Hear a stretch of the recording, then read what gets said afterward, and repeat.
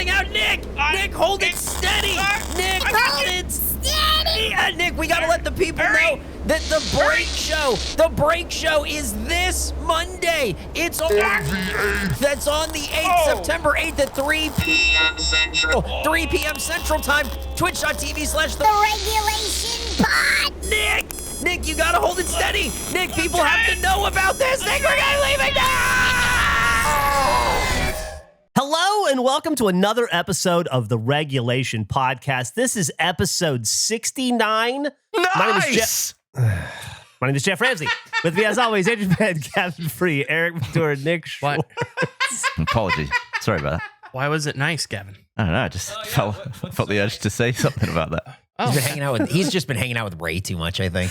I was going over in my head, like, should I make a 69 sophomoric joke or then, like, even make a joke about not making a joke at the intro? And then I decided just to steamroll through it and ignore it. And that would probably be the best bet. But Gavin was here.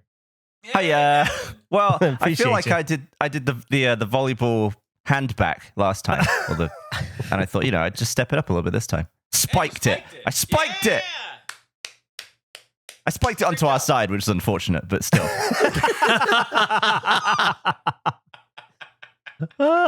You did. You slammed it right into the ground on our side and then just yelled at all of us, I spiked it! And then it bounced up and hit me in the face. Hey, can I ask you guys real quick? Can I ask you guys a math question? Yes. Yes. Okay, cool. So I was watching the first episode of Alien Earth last night, which I really like, by the way. I'm only about halfway through the first episode, but I thought it was really cool. And right when it starts off on a ship that has collected some samples and they're bringing them back to Earth, right? And it says the year is 2120. And I thought, oh, wow, I'm not going to live to 2120, but that's crazy that I could almost be living in the alien universe, right? So then right after that, it says, so you'll be able to check my math here with me, Andrew. And right after that, it says they're on year 65 of their mission. And there's a lot about like how they don't like being cryogenically frozen. So I assumed that would mean if the mission began 65 years before 2020 or 2120, and they were all like 30, or if they were over 30 years old, then that would mean they're alive today, right now. The people on that ship are alive on Earth right now, assuming we were in the same universe. Yeah. Because they've probably been born for sure. Yeah, 2055, I guess. If you're sort of like doing that math, then sure. You went deeper. Alien crew, if you're listening to this, do not bring the samples back, no matter what Wayland Yutani says. Don't do it. You're 6 years old right now, and it doesn't make sense to you, but please don't. No, but I just think that that's cool because my entire life, Alien has been like a distant future sci-fi series. And now I've grown, I've lived long enough that I could theoretically share the planet with people who exist in that universe that I've been watching as a fan. That is very fun. Well, I think in that universe, they've already been on Earth for thousands of years, haven't they? The engineers and stuff. Yeah, man. Are we doing a Prometheus? All right, here we go. I just think it's cool that I can watch a TV show about aliens the alien crash landing on Earth, and the people that were on the ship that brought it here share air with me. That's just wild to me. It's definitely the most similar feeling story to like a current timeline, especially with with Ice Age being in it so much. Or you got Ray Romano. I haven't gotten to the Ice Age part yet. Oh, it's a big deal. It's coming up. I'm still with like the kids and stuff. Yeah, I had three takeaways from it. The first was I saw the year thing, did the same thing you did, Jeff, but I stopped at, I'm dead. I'm dead when this happened. There's zero possibility in which I reached this year. I am just dead. My second takeaway was that guy from Black Mirror. Boy, did I not realize all I'm ever going to think about when I see that actor is his episode of Black Mirror. He has an unfortunate thing for me, at least, where like no matter what character he plays, it's the only thing that sticks in my brain. Which character is it? The brother that the main. Every time I see him, I just go, oh, that's the Black Mirror guy. That's fucked. I haven't seen that. Is Timothy Oliphant in it yet? Yes. Oh yeah. Is he cool? He's in it pretty early. He's very cool. weird. He's weird. He's weird. That's as cool. fuck. I like him a cool lot. Yet. He's like a Timothy weird Oliphant dude a in lot. general, I think. Yeah. Yeah. I like that. I like that he's kind of a weird guy. I like that he's the opposite of a method actor. It seems like he doesn't prepare for anything, shows up and he goes, tell me where to stand, baby. I'm going to need, give me a script and 30 minutes to memorize. It's a great show. I'm excited to watch episode 3. Yeah, I'm excited to continue watching it. Like I said, I only watched the first half of the first episode. It just it just punches you right in the face with like, hey, this is kind of near future now, which just blew me away. Yeah, that's great. That guy, the showrunner of that, knows how to adapt things very well. Same guy that did the Fargo show.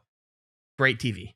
Oh, if you could go into cryogenic sleep or whatever they do, like hyper sleep, say you were going to sleep for 85 years.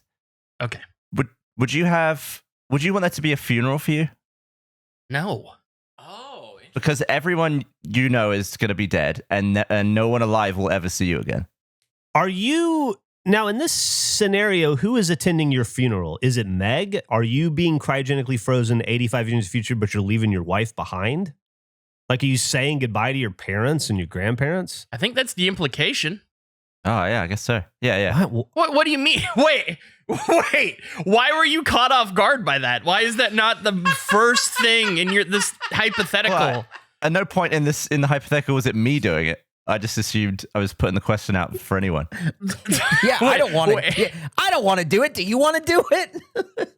So you put out a hypothetical not from the perspective of considering it for yourself, but a also hypothetical person. It is a hypothetical scenario built around the hypothetical of a person. Yeah. That's crazy. Well, hypothetically speaking, yes or no? No. I'm not doing it. I don't want to do it. I don't think so. No. I mean, I can't get past the why I'm going into the cryogenic freeze. Like, if I'm doing it as a future tourist, then I'm a real piece of shit to my daughter and my wife and my family for just leaving them behind, unless I'm taking them with me. And then if I'm taking them with me, then I don't give a fuck if there's a funeral for me or not, because who do I care about? That's left behind. It's the classic sci-fi dilemma, though, isn't it? It's like in Interstellar. He has to leave his whole family behind to save. Well, I haven't seen Interstellar, so I can't. But you didn't put any stakes attached to it. You just made it. Do you want to cryo sleep for 85 years? No, that wasn't the question. Do you want to sleep? It was you have to sleep. Would you want that to be a funeral? No, you didn't say you have to sleep. You said you're gonna sleep. Like, it sounded like if you're going to. Like, maybe you have a disease like Franklin Richards, the Sue and Reed Richards kid that can only be cured in the future. So you're like cryogenically frozen or put in some sort of a stasis until they develop a cure for your disease. Then I definitely wouldn't want my family to throw. I'm answering your question. Then I definitely wouldn't. Shut up, I'm answering. Okay. Then I definitely wouldn't want my family to throw a funeral for me, because that would be admitting defeat as if I had died. But the whole point is that if I get cryogenically frozen to get cured down the road, then I'm living. So if anything, I would want a celebration of life funeral. There's a bomb in your penis. It's using an explosive that has a half-life that's just like, it's like 85 years, and then the bomb will be inactive. But you have to go to sleep for 85 years. Created the greatest porn parody of all time of Speed, in which somebody has to keep stroking at a certain amount, or else the penis bomb explodes. If your heart rate goes above 50, penis explodes. You know what? I'm going to turn this completely on its head, Gavin. I don't want a funeral for me. I want to make a funeral for everybody else that I like.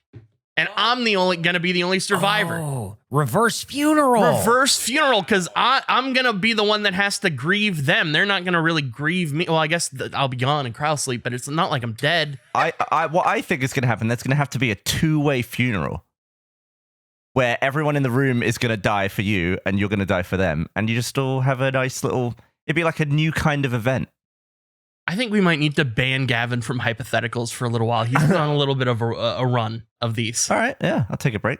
I don't think I would tell people I was cryogenically frozen. I think I would just tell them I was moving to Australia. I only say that because last night, Gavin floated to me, what if murder was legal, but it was just very expensive to do? Like, you had to buy a murder permit? Like, you could essentially, only use gold to kill but only people. for billionaire. You can only use gold to kill people. Oh, I mean, well, Right. I mean, I think that's probably kind of the world we live in. I think you we're just already, described. boys, I don't think you're going to like the answer to this one. But Gavin pitched it in the sense of that the reason why murders occur now, it was like he forgot it was currently illegal. Like him all he did was create a loophole for billionaires to kill people. He didn't solve crime. Yeah, it's like bullets are so cheap. What if they were I guess just only billionaires would murder whoever they want. Terrible scenario. Something that's definitely not happening now. Something we don't definitely have to worry about. Yeah. Yep. Also earlier when Jeff was talking about the cryogenic thing, I thought he said if I were to do this as a bit, I thought that's where he was going, and I'm like that's the funniest bit, guys. I'm about to pull a fast one. 85 years in the future, it's a big gotcha. We have an availability calendar, and he's just like out from 2026 onward through 2115. I'm very sad to report I hit a new milestone that I never considered hitting over the weekend, and I'd like to share it with you guys. What's the milestone? Yeah. I'm trying to think of a sad milestone. Yeah. What's that? Well, I had to drop Millie off at college again for her sophomore year, which I assume that stops at some point, right? Like, maybe I will be moving her around for the rest of her life. I don't know. This is my only kid. I don't know how it works. But anyway, I moved her into college again and had a fucking amazing time. Emily and I had a blast, whatever. It was bonding and warming, and it was sweet, and it was wonderful and all that stuff. But right before I went out of town to do it, I went for a big, long bike ride. I had a ton of work to get done to go out of town, and I got it all done early, and so I had some extra time, and I did like a double bike ride, which I haven't done in a very long time. I was awesome. I felt super in fit and in shape and stuff. Woke up the next morning to go to the airport. The entire left side of my body was on fire. Apparently, I wrenched myself at some point on the bike ride. And so I then had to go through airports and sit on planes and Ubers and check into hotels and carry heavy bags. By the way, we're moving Millie back to college. So she took 3 new suitcases full of stuff from home to college that she forgot the freshman year. So it was like we had like 9 fucking bags. It was like when you see, it was like in the movies when you see those people go through the airport with like 3 carts full of stuff, and you're like, and they're like, it's going to be a long weekend. Yeah, like the McAllisters. And so I'm struggling with all that, and the left side of my body is just on fire, and I'm feeling super fucking old and lame. And go to bed that night, get up at like 4 a.m. and take a piss, like a raging piss in a hotel. You know, you're like fucking stumbling around, bumping into the walls. It's completely black. Couldn't find a light if I needed to save my life. If you told me find a light in the next 15 seconds, I'll give you $1 million. I wouldn't even try. And I stumble my way to the toilet, walk into the bathroom, and realize I'm going to shit hard. Which is something that never happens to me. Like I may wake up and I may shit 5 times before noon, but my asshole knows when appropriate shitting time is and when appropriate shitting time it is not. And That's so never, I don't know about you guys, but I never have to wake up in the middle of the night to take a shit. So I take a piss, I sit down, I take my piss and my shit real fast, and it's just like a pretty bog standard shit. And I'm trying to sleep through it, because you don't want to wake up and I have a long day ahead of me. And I wipe and flush the toilet. And then here's the milestone. I just stood up, and 1 inch off the toilet seat, I felt something snap in my back. Oh, and, no. God. I pulled a muscle in my back shitting. That's my milestone. I'm now the kind of person who, if a conversation comes up and somebody says, have you ever thrown your back out taking a dump? I have to raise my hand. But I think that's kind of awesome. I don't think this is a sad milestone, because here's the thing that makes it sad is it was just a bog standard shit. But when you hear that somebody threw their back out shitting, you imagine something so much more impressive. Yeah, like a Dumb and Dumber level of shit or something, but it wasn't at all. It was just a super normal shit. I think what happened, and the reason I led up with the previous injury, is I think it's kind of like Kevin Durant in Game 5 in that Warriors finals, where you're nursing another injury and it causes you to put too much strain on the other parts of your body. And so you end up with a much worse injury, because let me tell you, after I pulled my back out, my side I didn't give a fuck about anymore. That was nothing. So I'm at I'm happy to report it's been 6 days. I'm at 65%. I can mostly stand up and sit down without grimacing. I mean, it's a really good thing that it was while you were getting up and not while you're actually trying to blast out. That's true. It is true. Because that could have been a couch. It could have been a stool. I think the fact that it was shitting was secondary. And I will say that if you're going to throw your back out, to do it above a chair is pretty convenient as well. You could just sit back down. You're in the perfect position. It's true. If you pull something and you need to like recalibrate, you just go back down. You're also, right there. if pulling your back caused you to shit yourself, you're also in the perfect spot. There's so many positives to this story I didn't realize in the moment. Yeah. What I'm fascinated by is because I'm in the same boat as you. I've never had to wake up to shit. But are you saying like even during waking hours, you have a comfortable read of when you need to shit? Yeah, I think maybe. Interesting. Maybe it's because of my time in the military. That would make sense. But you get really good at scheduling your own shits, because there's going to be periods of the day when it's just incredibly inconvenient for you to get into the shitting position with Miles gear and guns and Kevlar and all that. You know what I mean? You're on a 20-mile hike or whatever. So you get real good at like compartmentalizing your shitting time. And then, I have the explosions because of my whole issues, but usually it's all done we're done by the end of breakfast. I'll knock 3 or 4 good ones out before like 11 a.m. and then I'm pretty good the rest of the day. That's just what I was going to say. As somebody who also has IBS, that is a thing I encounter where it will just come for you like night. It will just appear. And there are times where it's like, oh, I'm fine. And then suddenly it is a stage 10 emergency. So the fact that you seem to have the ability to lock down and time things out, I'm both impressed by, and it gives me hope that I can maybe future discipline and training can really lock in my shit. Because I was talking to Gavin about this recently. I have strategic shitting with my IBS. Like I know my body and what will happen in certain situations, so I plan it. But there are times where it just appears and there's no stopping it, and I just have to find the most immediate bathroom instantly.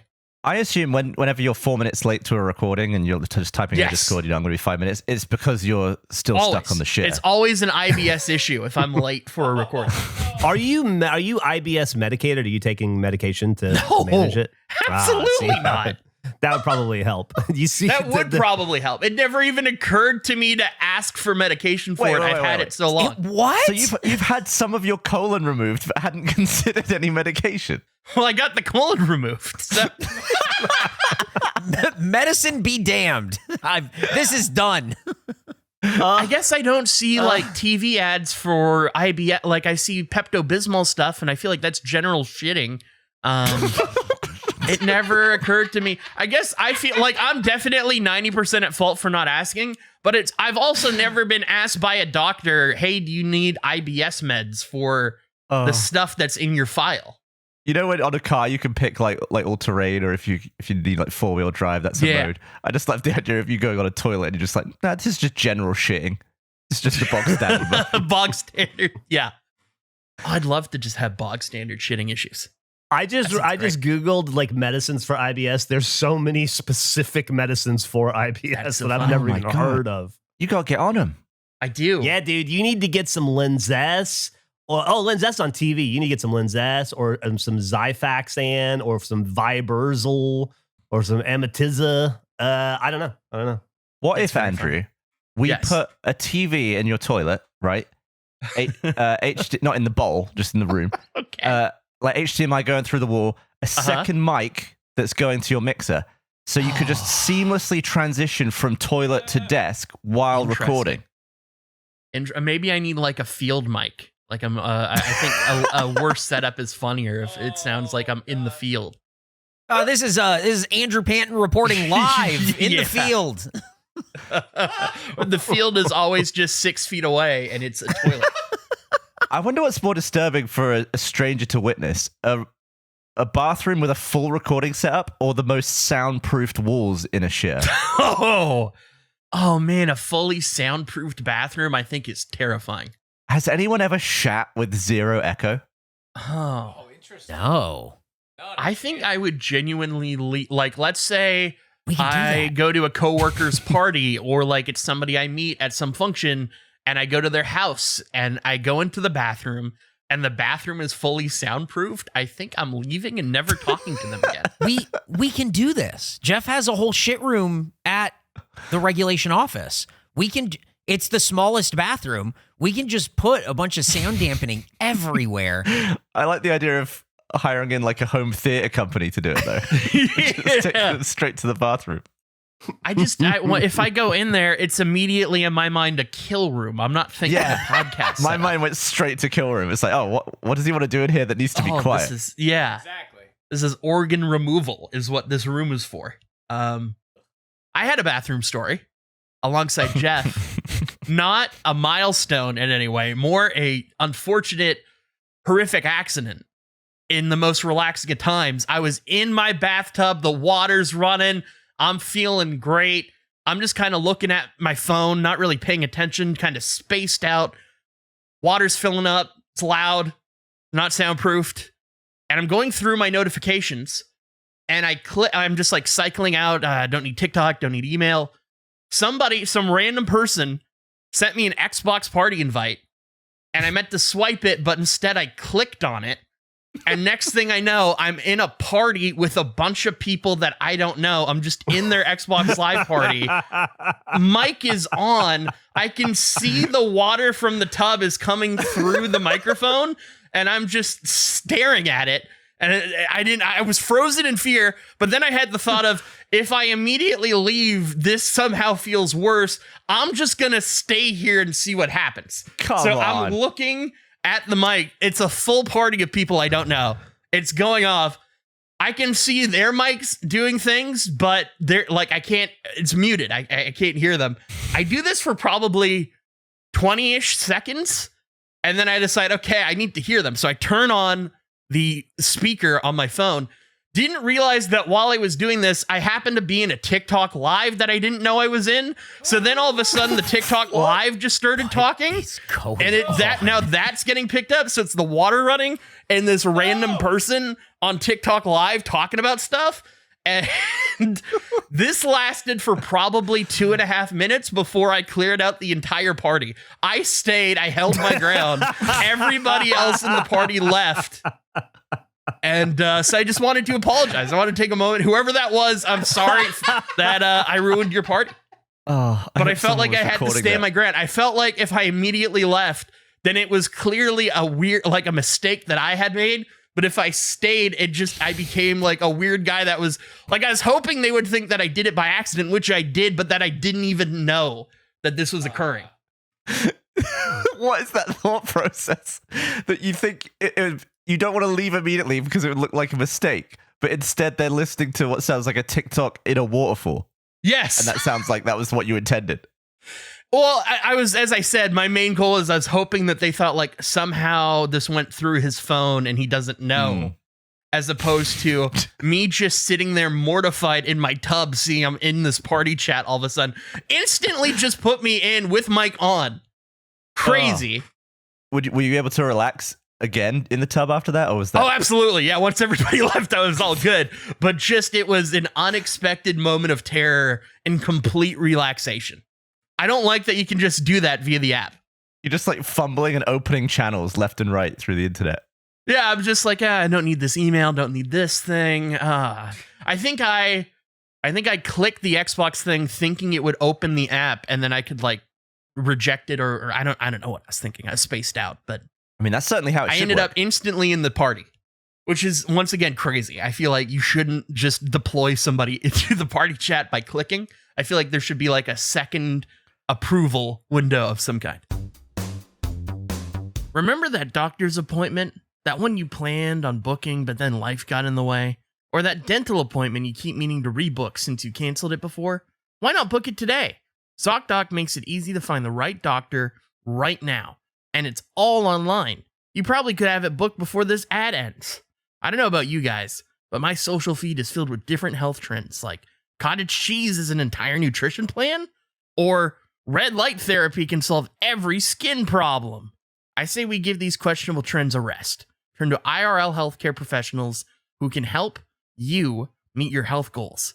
And with ZocDoc, it's easy. You can find doctors that are right for you and instantly book an appointment. ZocDoc is a free app and website where you can search and compare high-quality, in-network doctors and click to instantly book an appointment. We're talking about booking in-network appointments with more than 100,000 doctors across every specialty. With a range like that, you know you'll be covered. We're talking from mental health to dental health, primary care to urgent care, and more. The range is incredible. You can filter for doctors who take your insurance, are located nearby, are a good fit for any medical need you may have, and are highly rated by verified patients. Once you find the right doctor, you can see their actual appointment openings. Choose a time slot that works for you, and click to instantly book a visit. With easy filtering, you won't have to worry about finding the specifications you need. And with ZocDoc appointments, they happen fast. The last thing you want is a long wait, so typically within just 24 to 72 hours of booking. You can even score same-day appointments, which is so important. If this is something I needed, I'd use ZocDoc. Stop putting off those doctor's appointments and go to ZocDoc.com/regulation to find and instantly book a top-rated doctor today. That's ZocDoc.com/regulation. ZocDoc.com/regulation. Have you had any issues with the new cats in the tub? Have any of them fallen in? I've had, yeah. Yeah, the answer is yeah. They do a thing where when I'm in the tub, they like to investigate and they'll put their paw in and then they'll walk up and they'll kind of flick their paw because of the water and they'll spray me in the face with the paw water. Yeah, classic cat tub thing. There was a situation where while it was draining, investigations were being done. And one, I don't know if they fell in or they went to investigate further, did not like it, immediately ran out. I'd say the most entertaining cat story I have was, I was recording something with Gavin and I vanished suddenly. How long would you say that I was gone for, Gavin? Oh, like 2 minutes? 2 minutes. It was a very short period of time. And I just came back and I went, that was the chaos that just occurred. You have no idea. And he was shocked. You sounded like you were like out of breath, like you'd just been running. So we had people coming over to repair things in the place. And we put the cats in my room to just keep them away because they're going inside and outside and they're indoor cats. It just was like the safest option was just to keep them in here. So they're in my room and they're playing around. One of them is trying to like get out a little bit. So he's like playing with the door, but it's whatever. And I'm getting ready to recording this thing with Gavin. And then all of a sudden the door swings open. Now, an important context to this story, I'm completely naked. I have no clothes on. I'm just sitting at my desk naked and the door swings open. And so I thought like, oh no, they came in here by mistake. So I'm getting prepared to tell a person like, Oh, no. But it wasn't a person. I guess the door wasn't fully closed and the cat put his paw under the door and yanked hard enough to get it open. So he opened the door and immediately booked it out. And then the second cat was getting ready to follow behind. So I grabbed the bag of treats because I've kind of trained them that if you shake the treats, they come. They love treats. They're very food driven. So I grabbed the bag. I go to shake the bag. And much like Jeff's bacon bits, the bag was not sealed. The beef treats fly everywhere out of the bag. The whole floor is now covered in beef treat. The one cat immediately comes back that really loves beef, super into it, happy about the incident. The other cat just keeps going. Then maybe 20 or 30 seconds later, I hear a high-pitched scream by one of the people that are in the place. Because I guess it turns out that in their culture, black cats are like demonic. And they didn't know to like anticipate a black cat. So they're just doing stuff and they turn. And then my dumb black cat walks in and scares them. So it was just complete chaos. There's nothing I can do about it. I'm naked. I can't run over to chase them. Can I ask one real quick question? Yeah. So you mentioned at the top of this that you were recording with Gavin and people were repairing stuff in the house. Yeah. Is that at the same time? Yeah. Now, you are also naked during both of these occurrences. So you're recording with, and you're not even Winnie the Pooh in it. You're just birthday suiting it. Yep. With Gavin, were you aware that you were recording with a naked Andrew? I wasn't. And now I'm wondering, how often is this the case? Oh yeah. I'm naked right now. What? Really? Yeah, I just didn't put a shirt on. But wait. But Wait. so you're just wearing boxers? No, I'm not wearing nothing. No, but So I recently made the change to I used to fall asleep in boxers. Now I'm just sleeping naked or with just a shirt on. And then I typically will wake up and immediately start recording with you guys. So you're like I don't know, like maybe episode 80 or so of Face, we did a bottoms out episode where we all recorded with our dicks out, and it was a big funny thing, and we were all grossed out by it, and the audience was grossed out by it, and it was a hilarious bit. But what I'm hearing from you is that you're recording every episode of everything like that now. Most things, I mean, you knew the Winnie the Poohing was occurring. That's a Winnie the Pooh. I'm part of the Winnie the Pooh lifestyle. Once again, I'm worried for your chair and the cleanliness of the chair. It's like waking up and putting on the same pair of boxers every day. Oh, the chair's good. I mean, I don't have to worry about the chair until like a month from now, or like I guess a week, right? September. Doesn't it typically break in September? We're in chair season. Yeah, you got a week or two before it really starts be on falling chair apart watch. on you. Yeah, You surely don't want to be naked when the chair gives out next week. I mean, he's naked when people are coming over to fix stuff in the house and the cats are running around. I don't think it matters much. I just love that in the middle of a recording, there was a moment in time where someone in your house was screaming and your room was just a mess of beef and cock. Yeah. Someone screamed and I went, oh, that's not good, but I can't go help because I'm naked. That's unfortunate. What if Andrew, we're watching Alien Earth right now and reminded that aliens have acid blood, you know? Yeah. Which I think is one of the coolest features of any alien ever. What if you have like really low grade acid farts and it just takes about a year of your acid farts to break a chair down, and it's actually your alien-esque acid farts that are doing it, just like corroding the bolts and shit over time. Yeah, I'm trying to think if like I don't think I've had underwear where like the fabric and just the ass has slowly vanished because you don't wear it because you never wear it. Oh, but I haven't always been Winnie the Pooh in it. The Winnie the Pooh, like all the time, has been in the last few months. What was the decision behind the shirt coming off eventually? Sun's out, guns out. No, okay. So this is there's a few factors to this. One is if I need to do laundry, I just sometimes like, oh, I'll do it tomorrow. If I don't plan on going out, then it's like then it gets pushed and maybe I'll extend a day. Other times, we've talked about how my bed slowly escapes from the wall and then Pillow Mountain goes into the hole. Sometimes if I'm in bed and I'm like, you know what? I could use a little bit of head proppage. I'll just pop the shirt off, turn that into a pillow. You are... makeshift bundle. You've got 8 or 9 pillows and you're using your shirt. Well, because all the pillows are down the pillow hole. So it's like... Yeah, but they're not actually serving a purpose down the hole. You could just pick one up and use it, can't you? I'd have to fully get out of bed, and then I'd have to. But okay, this is realistically what would occur to fix the gap. I would have to get out of bed. My partner would have to get out of bed. All the pillows would have to get pulled from the pillow hole. The bed would then need to get pushed back. Then the mattress would need to get pushed back. Then the replacing of the pillows back into position. What? You're making it sound like the hole is opening up, eating the pillows, and then close. Can't you just It is doing that because he hasn't installed the headboard yet. Oh, right, the headboard. Where's the headboard, Andrew? It's upstairs. We have the solution. We can fix all of it. Well, the problem.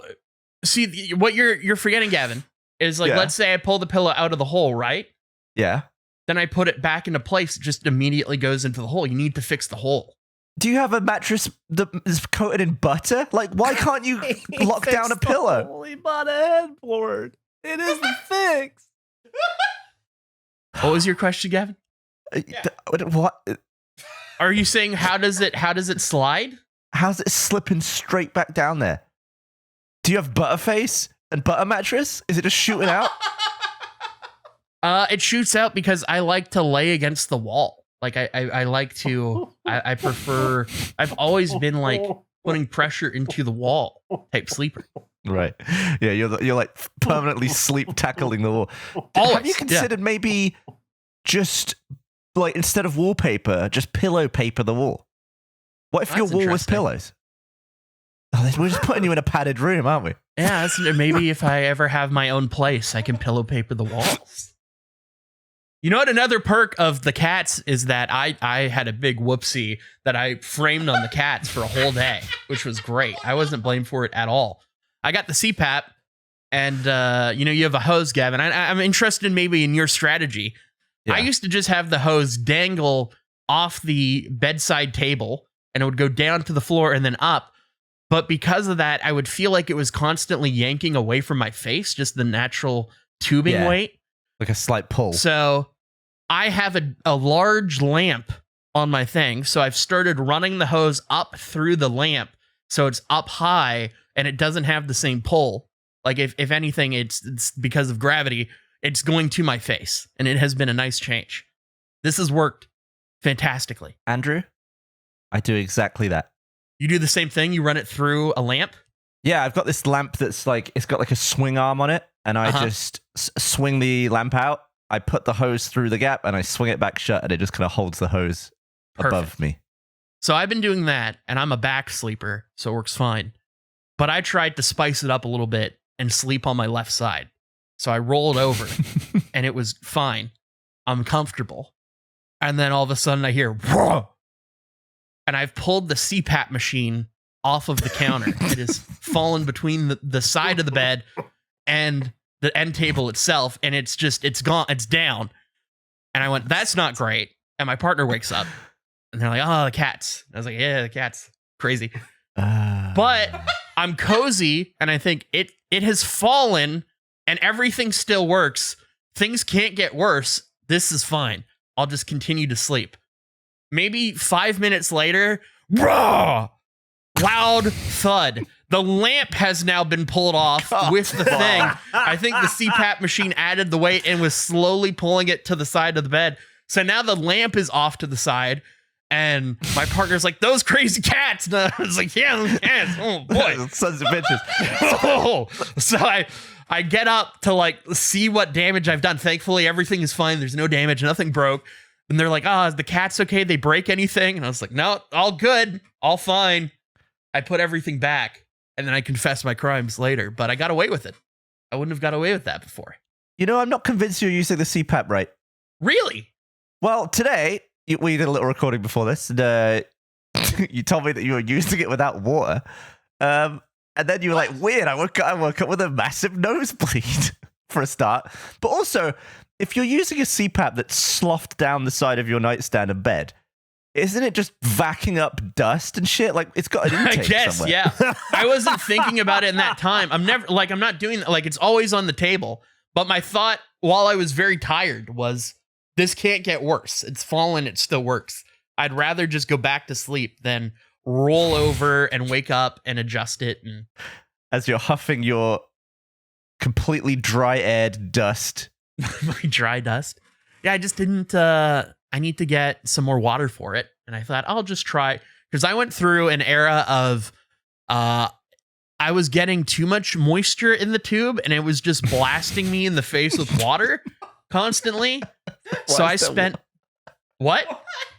What? How are you getting actual water come out there? It's just meant to like. Are you serious? You've never had that happen? Well, I assume that this is a thing. Oh man, that's interesting. So, no, it's just meant to be humid air. The only time I'm actually getting liquid spray into my nose is if I've just washed the tube and I've got some like residual. No, so this is a process that you can have with a CPAP called rain out, and it's where your moisture, like the settings aren't aligned. Sometimes it could be like a difference between the temperature in the room and the temperature of the hose. There's all sorts of different factors. So when I was trying to play around with moisture levels, I got like that the worst time. It was like a super soaker was shooting out the hose on me. Then there were a bunch of mild cases where like the tube was always wet and I knew I was having water blasted in my nose, but it was so minuscule I didn't really notice. So I kept adjusting moisture to a lower level to the point where I was at 1, and I'm currently at 1, the least amount of moisture you can have in your air. And then I have been just doing it without water because I just need to get more water. And I've been totally fine. Like, I haven't noticed the difference. I think that my moisture level was so low. No moisture and the amount of moisture I was using is not a noticeable difference. Except for the nosebleed. Except for the nosebleed, but I don't know if that was related to it or not, because before, let's say if like I was at a high moisture and the thing would run out during the middle of the night, it would really bother my nose, the air pressure without Yeah. any moisture in it. But now, since I've been doing it on Moisture 1 and I got used to that, like I've noticed no difference in that regard. Hey, Eric. Yeah, what's up? Hey, man. If do me a favor. If Yeah. I ever go to the doctor and I get prescribed a CPAP, Yeah. as some sort of a necessary remedy, I want you to kill me. Yeah, absolutely, man. I got you. I got And you, then, dude. No problem. Conversely, you don't even have to ask. I just so you know, if I ever hear that a doctor prescribed you, I'm going to kill you. Yeah, no, I appreciate it. I can't imagine living this way, so Yeah. I'm with you, man. No sweat. It's really not Okay, bad. cool. Yeah, it sounds terrible. This whole That's thing a sounds awful. CPAP suicide pact. Yeah, I'll be honest, absolutely. Interesting. Rain out sounds like a It's really cool problem to have. Suicide, but spelled with a C. I guess it's like comparatively, like it doesn't bother me at all wearing the thing and not being tired all the time. Like the difference I've noticed since using it. I don't fall asleep in the bathtub anymore. I just thought I was comfortable, but in reality, it was just I was so sleep deprived I could fall asleep at any moment, essentially. Have you ever thought about incorporating the CPAP into your tub time and like going underwater and seeing if it works? No, I'm dying. That would be the end of me. I did have the thought once of like, what if because you can get portable CPAPs. I was like, what would that be like? And then I was convinced I'd sleep too well and I would drown. Do you think you could slowly increase the moisture level over a period of time until you eventually become Aquaman and can just breathe underwater? I've already done the first half of that and I never became Aquaman. I gained a tolerant. It was like getting water boarded, but nostril only. Yeah, you were waterboarding your sinus directly. Yeah. I still have some issues with the geography of your sleeping position because you're saying you're mainly like leant into the wall with the pillows, but also you're on your back. So you like tackling the wall backwards? So You like pushing in with the back of your head? I used to be a side sleeper. Yeah. And so when I would do like side sleeping into the wall, I'd have the pillow against the wall and imagine my neck being like L-shaped. Like my head would go up and then I would lay against it and I'd push that way, essentially. Now it's just like a chair where I make the pillow mountain and then I put my back on it and I push backwards. Like I lay back, like almost like a rocking chair. Like I'll put all my weight back and then I'll fall asleep. And then I'm sure I move around and like adjust at times, which influences the movement of the bed. I think if your headboard, when you eventually put it on, if it has like 4 bolts, I think you need some extra security bolts. I think you should go no less than 8. Absolutely. Because I think you're going to snap that shit off. I Yeah, probably I agree. will. Yeah, I agree. definitely. Yeah. Needs extra voltage Definitely. for sure. Like Gorilla Glue the bolts on too. But that's been my life. Joining random parties and then demon cats has been my week. Does everyone else just sleep normal? Just like normal horizontal flat pillow sort of? I lay down, I close my eyes, I open my eyes, it is the next day. Yeah, same. Sometimes I'll roll to the left and sleep, and sometimes I'll roll to the right and sleep. But either way, I'm going to sleep within 8 seconds. Interesting. What about dreaming? I don't dream. Eric doesn't Man, dream. it's pretty rare that I remember my dreams these days. Wow. I used to a lot. I think that part of that amount of life got sucked out of me at some point along the way. I'm with you, bud. Wow. You guys know Major League fan Jack, right? Yeah. You guys MLJ? remember him? Remember him? Remember MLJ? him? Remember his bird? So I'm glad you brought up the bird. I was bored the other day at the airport, and so I was thinking about ways to fuck with Jack. Uh-huh. And I have like a little bit of a queue of things I can do to Jack if I ever need to. And so I was trying to think of ways to add to the queue, and which is actually kind of funny because I was thinking like if a brain is a gun, then ideas are bullets, and there's nobody better to fire idea bullets at than Jack. But anyway, I was just thinking about his pigeon, his exotic pigeon. Yeah. And I was thinking about what a great photo it was and how wonderful it was that he shared with us that photo, and how I kind of want to give back to Jack for the years of friendship and the years of support. He was the first Major League fan. He has been, he's been a big supporter of us all along. And then he gifted us this amazing exotic bird image, which we're turning into some merchandise. And, he was so kind to share it with us. I wanted to do something for him in return. And I thought, how hard would it be to make it so that if you look up the word pigeon on the internet, you get Jack's image? Like Jack's pigeon becomes the regulation pigeon globally. Like Wikipedia's pigeon, Google pigeon. Yeah, so I looked into it. I read up on SEO a little bit and things you got to do. And a lot of it's just naming conventions. It's metadata, getting people in chat rooms to post the image, with the right keywords when it comes up naturally, that kind of thing. You start seeding it into the world. And one of the best ways to do that is with websites. So I went ahead and bought and created this website, regulationpigeon.com.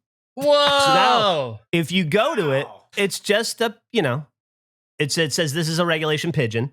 This is a jumping off point for us. Eric and I have been working behind the scenes on this a little bit. I also have a list of other domains that I'm going to buy. I haven't bought them yet, but I got some time because, this doesn't come out for a bit.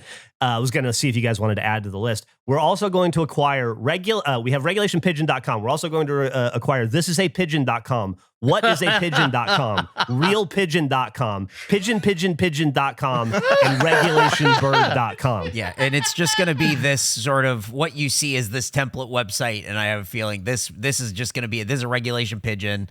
That's just what it is. There it is. Also, Andrew, this website uses cookies. I just want you to be aware of it. Oh, I'm accepting right now.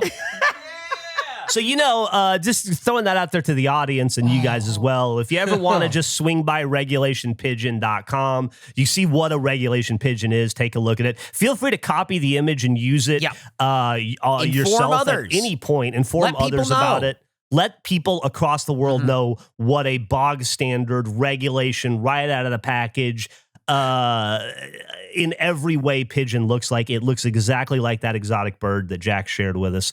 And alternatively, if you guys have any other ideas for domains and other ways that we can help get the word out, I want the world to know Jack's pigeon. That's I incredible. love it. This is fantastic. I like that you said you wanted to give back to Jack, though, even though we paid him for the pigeon picture. You gave him actual money. Yeah. We're giving back. We paid him for the fucking photo, sure, but I want to give back for the years and years of relationship and support. And because it's so much bigger than the money we threw his way. We want to, I think to me, the thing that I'm really driving at here is the feeling that he had at that party when I called over every single person at the party individually to look at this picture. I kind of want him to have that all the time. So this is sort of our way of finding it for him. Yeah, I love him, and I love this bird, and I think it would be interesting if we used the power of our community to elevate this image to the annals of perpetuity, let's say. Do we want to show people the shirt that we're working on? Oh yeah, we do. We're working on a shirt. Do you have the press? Why? In fact, sample? I do. So people can know. Have you seen this bird? People can have a look at that bird, know if they've seen that bird, because on all of these websites and everywhere you Google, that's the bird you're going to see. Yeah. It's funny to me that we didn't even crop the images. Listen, why would you need to crop it? That's the pigeon in his natural habitat. I mean, Jeff cropped it for the website. I'll be honest with you.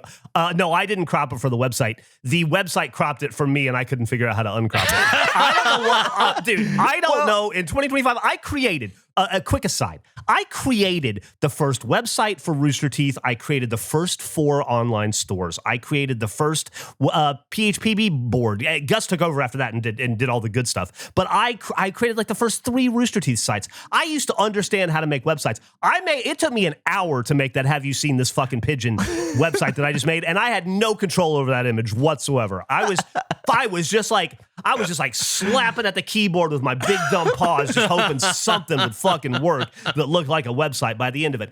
However, moving back over to the t-shirt image, I did crop it. I played around with it a lot. I made it a horizontal. I made it letterboxed. I made it a square, and it just didn't look right. Okay, interesting. It just looked weird in any other position other than its native format. Yeah, I'm enjoying the negative space. It's great. I wonder if maybe I could also try and give back to Jack because I've known him for quite a long time. I'm going to try maybe and get him the pigeon. What do you mean? What does that mean? Maybe I can catch this pigeon. Okay, sure. Oh, and then domesticate it and make it his friend. Yeah. Train it, have it just be like a living regulation pigeon. Dude, you know what? Then Jack and the pigeon can start a podcast together. Oh. You ready for my wacky summer comedy pitch? You ready for this? Yeah. Jack gets the pigeon, becomes best friends with the pigeon. Pigeon escapes, ends up at Mike Tyson's. Mike Tyson takes the pigeon. Jack now needs to steal his pigeon back from Mike Tyson. Wow. Oh, I love it. This is a great idea. Mike Tyson just staring at the camera saying, "You got my bird." I do like the idea of other regulation listeners being able to see this in the wild, though. I feel like if you're in the Texas area, just keep an eye out. Yeah, look that's out. true. If you live in Central Texas, there's a chance you could meet this pigeon if you keep your eyes up about you. Like, what's the range on a pigeon? What's its territory? Great question. That is a really interesting question. Oh, yeah. It would be fun to have a website in which people can submit photos of potentially seeing Jack's pigeon. Oh, that it literally is. Like Like, an have you seen identifier. It's like people providing evidence. People could submit their photos. Yeah. And then there could be like a map that like shows you all of the pigeon photos locations that people think they may have seen them. We've just recreated the milk carton system of the 80s We did. for this pigeon. I like the idea of this picture of the pigeon on the website being like one of question mark. It could be more in the future. Anyway, if anybody comes up with any ideas for more domains and additional way, like Gavin is going to find the pigeon, I think that's great. This is my pitch to you all. I think that we should, as an homage to Jack and to give back for his many, many years of friendship and support, we should make sure that the 7.5 to 8 billion people on Earth know about this exotic bird. I want to find someone who genuinely doesn't know what it is. That would also be fun. Maybe when the shirt goes on sale, we temporarily redirect regulation pigeon to the shirt. That's a great idea. Oh, That's yeah, very we good could do that. We could definitely do that. Sure. Great idea. Mhm. Wow. That's a great idea if one of you knows how to do it. Yeah, Let me exactly. point that out. I am not our webmaster. Just so we're clear. I can help you out. I think if this goes well and this becomes the internet's regulation pigeon, like it's the picture on Wikipedia and stuff, potentially we could try next to work on bird. Yeah. Like it's just the bird. It's just like the This is first. regulation. Oh, bird. I see. Like Yeah. it gets Yeah. broad. Okay, it gets like broader. I do think that while we're doing this for complete like friendship reasons, right? Like we're doing this because of our extreme love and friendship and desire to support and send up and let the world know what we think of Jack and how much he means to us. But I do think this is kind of like what regulation can do in some ways. I mean, that's kind of what we're set up to do, is as the arbiters of what is a regulation, we should be able to decide what the regulation whatever is and then seed it out into the world. And hopefully it would be adopted at some point, like maybe this is the first of many forays into to this idea that we have. Of just like worldwide regulating. Yeah. Would you Yeah. eat a pigeon? Yeah, I why think not? I'd eat a pigeon. Okay. Like there are certain like animals and stuff where like I feel like, oh, that would be, even though like culturally it might be accepted in a not where I live, is just like a little bit of a mental hurdle for me to get by. Pigeon, I'd have no problem. I got no feelings towards that bird. I feel like if it was a country pigeon, I probably wouldn't want to do like a Trafalgar Square pigeon. You think the location that the pigeon exists in is influencing your... You I mean, you see them just like drinking out of puddles by the underground, and it's just like, I don't know. Yeah. I wouldn't want to eat that. I'm reading here, while technically edible, feral city pigeons can be tough and might carry mites and ticks. So God, okay. Be sure to cook them thoroughly. Yeah. I was just thinking like a pigeon burger. Cooking them until they fall off the bone is recommended to kill potential city parasites. Yeah. Interesting. Yeah, we gotta get some country pigeons. We Yeah, got to you get want some country- country I took pigeons. farm-raised pigeons right here. Meat for culinary purposes, typically sourced from young farm-raised pigeons. I was just thinking for the burger count. Like I would have a pigeon. I would eat a pigeon burger. God's sake. A patty of pigeon? I would eat a patty of pigeon. How many quails would it take to get a solid patty? Oh, that's a really good question. I think it's got to be You a talking lot. city quails or country quails? What if pigeons are burgers and quails are sliders?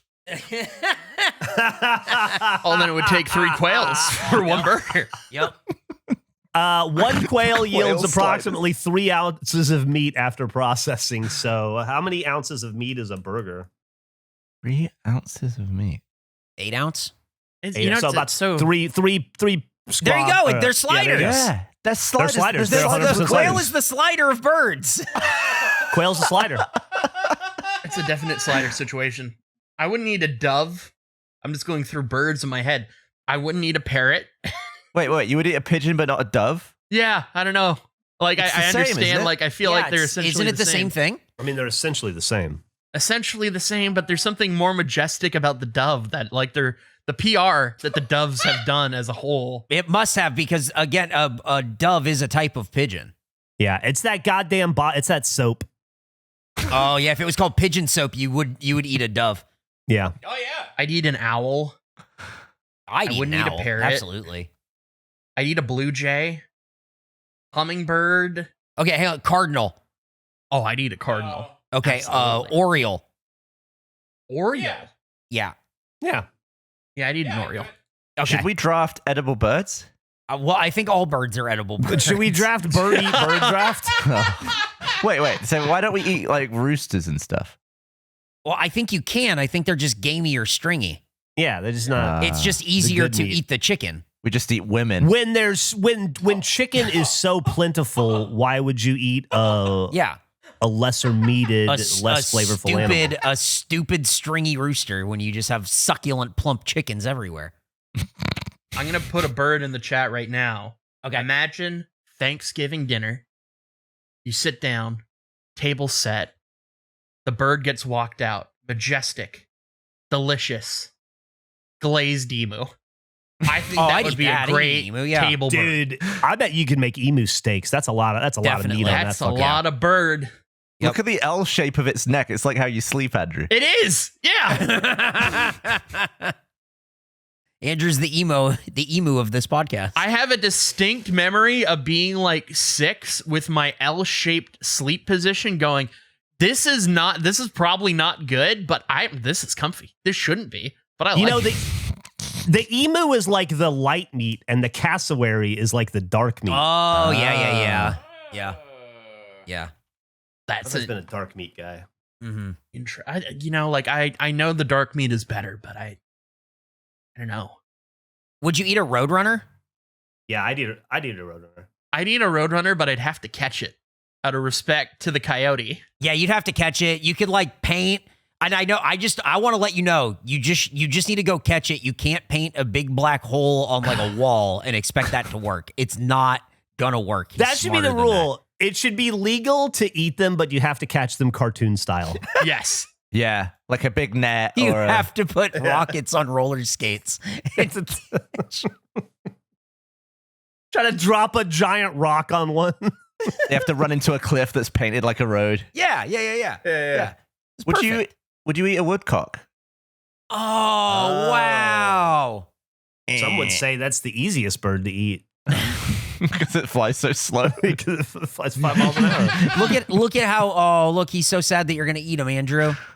If I took a bite out of a woodcock, I'd expect it to taste like chocolate. That just looks like a chocolate wrap. What do you mean? You're insane. What do you mean? Do you not understand what I mean? Well, like a Cadbury's Easter Bunny style? Yeah, like that bird looks like it should be chocolate underneath it. That looks like a chocolate bird. It does not in any way say chocolate to me. No, For some it reason. exudes chocolate bird. No, it's a corn dog. That's the corn dog of birds. Oh, I that don't looks like you're supposed to know. hold it by its beak like it's a stick and eat it like a corn dog. Let me figure out exactly where my brain. It's pulling from somewhere. Okay. Well, while you figure that out, I actually have news. Yeah. Oh, What's yeah. your What's news? your fucking news? I have the high score. Oh, on no! Earthshaker. Oh, no! I have the high score. 6.649 million. Yep. Oh, shit. Wait, who's at? I took the picture and it was the wrong time because it was flashing. Baby, it's Rat. It's Rat. Gotcha. Oh, it's like not lighting up the same Yeah. time. Wow. I'm my hat's off I have to the you, high sir. score on your Congratulations. Can't pinball machine. believe this. Did you get that today? Yes, I did. I gotta get back to the office. Really? Right before we recorded. I thought I was going to be late. I'm like, I'm not stopping. I'm not stopping. I have to get this. Dude, congratulations, dude. That's an awesome score. You must have been going for a while. Oh, How many miles did you get on the freeway? Oh, like 48 or Yeah. something. Like it's like an insane. Yeah, it's That's like way the real up there. key, man. You get Yeah. those freeway multipliers. Yep. Yeah. I might try and go to the office next week just to kick the shit out of you. Yeah, you that's can try. great. I'm going to share my screen. This is going to Okay. date this a little bit. Like, this won't mean anything to the people that listen to this live. Get ready to look at my screen. Okay. On Monday, I told you guys I have a stream idea. Okay. Get ready. Fuck. Sorry. I'm gavining this. I don't have You my are, you're sound gavining going. it. Would you mind getting ready?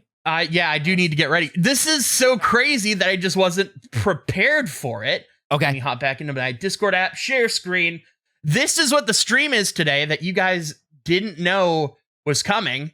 Okay. Oh, are we learning right now what it is? I realized Uh-huh. that in Pinball FX, Earthshaker is an available No machine. way! What? And the stream No today way! was me. I was going to ask you guys, what's the high score? I want to set the high score in the office pinball machine.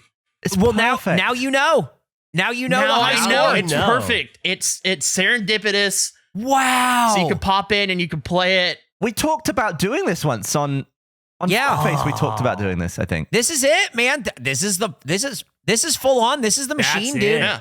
So That's that will be it. Oh, our it's the sound. It's stream. got the music and everything. Yeah, it's an exact pull. So we're doing a pinball stream today where I want to set the office high score. Wow. And then I got a bunch of other That's tables we can check out too. So fucking cool. That's Andrew. That's awesome. Great job, I'm very Andrew. excited about doing that, and just amazing time. And the fact that you happen that first of all we're recording this on a Friday, which is unusual, and that Yeah. you set the record on the day and brought it up in the recording. It's all perfect. I can't wait for this stream later. Unreal. That's weird. What I was a thinking- move. I was thinking earlier in the week, like trying to hook up some like internet controlled buttons so you could actually play our machine. But this is much easier.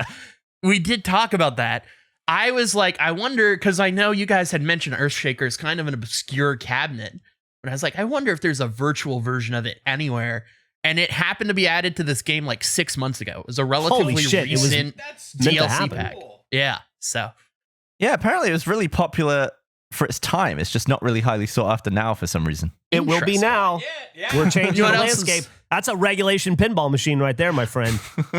what's also really cool about this pinball machine in this game is that you can do like an updated version of it, like a virtual. So if I hit B, you get like a little earthquake like shaker machine. You got him in the car on the left. Like Oh, like there's mods. some different styling, so you can like cycle between what it actually looks like and then It like changes the topography their between version of California and Nevada up top, That's so cool. where it splits. yeah, that's awesome. So that'll be the stream. I didn't plan on showing this clearly because I didn't have it prepped, but just when you brought up that score, I was like, I got to show this to you guys. This is crazy. That is fucking awesome. I'm really excited for the stream today. Yeah, it's gonna be fun. I can't wait to show the other tables as well. Hopefully, get the score and then 6.6 is high. I wonder where that is. Let me look at the virtual leaderboard for Earthshaker. Oh, I bet it's so Oh much my higher. God. It has to be like Oh, insane. It's wow. like Number 22 one, million or something. 154 million. Yeah, there you go. Holy Yeah, I'd like to see him do it on the actual. On Yeah, the But let's actual scroll down. physical Like machine. 6 million is not an insignificant score. 6 million is just scratching the computer starting Yeah, number. Like you can see that second place at 6.5. That is Okay, like but- the default high score. But think about it this way: if we look at the weekly, Uh-huh. you're fifth place or what? Wow. Sixth? You're sixth. right. You'd Sixth be in place. sixth place this week. I mean, it's way higher than Virtual Gavin. score. Yeah. Well, I don't know if it's way high. Way higher. better. No, I think so. Hey, Nick. What day does this episode come out? What day are people listening to this? This. This comes out on the 3rd. Of Yeah, the third. September. Yep. Yep. Oh, okay. Why? What's up? I was just gonna say I think we may have already had the break show at this point. You think Really? so? Oh, wow. Maybe, because I was gonna try to do it next week, but we have our thing next week. Yeah. So maybe we'll do it like the first or the second. But I was just gonna bring up. I finally got to the post office the other day and went to pick up our mail, and the lady brought out a shopping cart full of boxes Oh yeah. that people had sent in, and so we just need to get the ball rolling on that. Thank you so much for all the stuff you guys sent us. And seeing a lot of disparity in the address on some of the packages. So I figured I could read it real fast just to make sure that everybody knows what our address actually is. I think having a readout and maybe like a pop out in the video. Pop-out's that, not a bad shows idea. It. The address is Regulation Company, P.O. Box 13146, 111 East 17th Street, Austin, Texas, 78701. Sometimes the street address got missed somehow. Interesting. So with the break show coming back, is that also just going to be like where you open fan mail and stuff? Is it all sort of one umbrella? Because before, Yeah, I think it's we'll feel it out in the production as we're going. But in my head, it's kind of a cross between Awu and the break show. Yeah. Okay. I was even thinking about calling the Regulation Closet, and we just open up the closet and just pull stuff out of it, whatever it is. So it's like, half audience submitted, half, weird oddities that I find. So are you just going to go live one day with it, or are we going to like announce it and figure all that out? That's a great question. We should probably figure that out. I want to be there. Well, I'm definitely going to let you know ahead of time. I'll just go live with it and be like, Gavin, get here. We're live. I just see the notification that you're live and I just have to get into an Uber. Yeah, we'll announce some sort of a test show probably. And I doubt we would do it as a surprise. But I was just going to give people the note on the address, but then I was trying to decide if it's already come out or not. We're really close to starting it, and it just keeps getting pushed for other projects that are, I feel like every time we went into that room, we'd be like, okay, well, we still need this. And then we'd order some stuff and then we'd put it in. And now we're at the point where we're just like standing, looking at everything, just like, I think this is it. Yeah, I think it's it. I think it's just, ready. it's just going to require us all to be in the room for 45 minutes to, just polish everything and make sure it works in OBS. Yeah. I don't want to make this too sausagey, but maybe the first video is like announcing what the format of the break show will be going forward, and you opening a few of the things and then like displaying. Because I think there are a lot of people that don't even know that we have a P.O. box. So I think having a little content piece to like really drive to it and also promote the start of the break show would be pretty cool. I think that's a great idea. Maybe let's table that discussion for off air, since it's probably not the most entertaining thing to hear. But anyway, for sure, just let the audience know we do have the P.O. box. It's open. If you did have something you wanted to send us, it's now okay to send it to us. And we will be opening stuff that you send sooner than later. So thank you for all your support and your attention on this matter. Have you ever opened up any of those like little basketball guideline boxes, Jeff? Like the little ball that you open up, it's got like a tiny rubber basket. Yeah, I've opened, and I think they're called ballers. I've opened up a few. Yeah, I got a Luca one somewhere in my bedroom. Oh, that's awesome. Or in my closet. Closet? like what? those. In my office. You got there. Oh, I'm looking at him right now. He's up. He's next to Puss Puss on the wall. Oh, Puss Puss and Luca. It's What a Puss duo. Puss, Luca, and the pocket, wrist pocket. Fantastic. Do you guys remember when we made a wrist pocket? Doesn't that Yes. seem like 10 years ago? Absolutely does. Do you still have my freaking nice to thrice to meet you glove thing? Yeah, I have it. Okay. It's in my closet. As long as we still got it. Yeah, I'll bring it to the office. I have a bunch of stuff like that that's like souvenir-y type shit that we could display. Can I serve up maybe some quail sliders on the first break show? Yeah. Yeah. Have you Yeah, ever man. cooked sliders generally? Would this be your first slider? Have you ever cooked quail ever? Nope. Is it difficult to get? I imagine. I don't Really? think so. I don't think so. I don't think it'd be difficult in to the get it all. US, I don't think it would be difficult in the slightest. All right, good luck.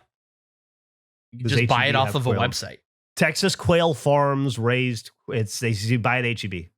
There you go. Okay. I'll work on some recipes. Here's. Maybe the first burger and everyone's count is a quail burger. Well, as we discussed, we'd have to eat 3 for it to count. Right. That's That's true. Am I cooking 12 quails? It's a lot of quail. Especially difficult when squirrels own your grill. Yeah. I need to clear that thing out. Yeah, you do. Yeah, if you're going to be making quail burgers, you better. Oh, dude, maybe you should make squirrel burgers. See, that's probably not advised. It's a quick way to clear it out. See, that's an interesting one where if the squirrel was alive, I couldn't sentence the squirrel to death. But if I showed up and there was squirrel barbecued meat already there, then I'd be willing to eat it. What wouldn't you eat at this point? You just want to eat everything. No, that's not true. I wouldn't eat a dove. Oh, I right. wouldn't. Sorry. I wouldn't order a squirrel off of a menu. Pigeon, yes. Dove, no. Squirrel, yes. Squirrel, if it's free at a party, but he's never going to go out of his way to eat it. Yeah, like I don't want the squirrel blood on my hands, but if it's on someone else's hands and I just happen to be there, I'd be willing You'd to have try like it. a few sticks of quirrel. Quirrel? What's that? The I love a Harry quirrel. Potter guy. Voldemort head. Like a squirrel satay. What? I don't What's even that know. stuff? Chicken satay sticks. What? But I'm for so squirrel. confused. You said Voldemort head, and I just can't. Well, I said quirrel by accident. Oh. I got it, Gavin. Oh, I got it. Yeah, guys, he Okay. said quarrel. Yeah. Is that the name from the guy in Philosopher's Stone that had the Voldemort head? Was he Quirrell? Yeah. Crazy. Troll in the dungeon.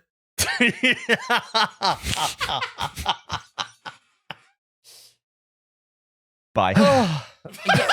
Every opportunity to wrap this up. It has petered out like 3 or 4 times. In the chat, I just keep going, yeah, wrap it up. Let's wrap it up. Seems like a good Yeah, place to but- wrap it up. Nick be doesn't fair- allow it to peter in the edit, surely.